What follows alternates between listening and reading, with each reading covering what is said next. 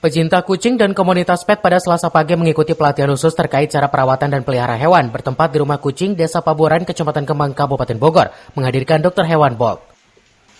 Ribuan kucing di lokasi ini bahkan sengaja dikurung dalam pelataran aula lantaran cuaca di luar kerap diguyur hujan. Bahkan sejumlah kucing juga terpaksa ditempatkan dalam kandang lantaran kondisinya rawan sakit. Selain terapi pembatasan aktivitas di luar kandang, asupan pakan bernutrisi hingga bonding pemilik juga perlu ditingkatkan demi menjaga imunitas kucing.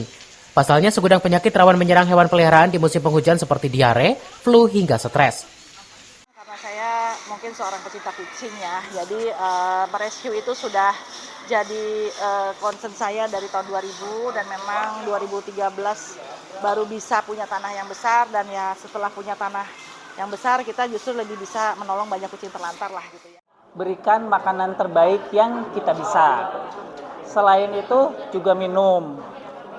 Berikutnya adalah yang berhubungan dengan pencegahan dan juga penyakit gitu ya. Adalah vaksin rutin setiap tahun.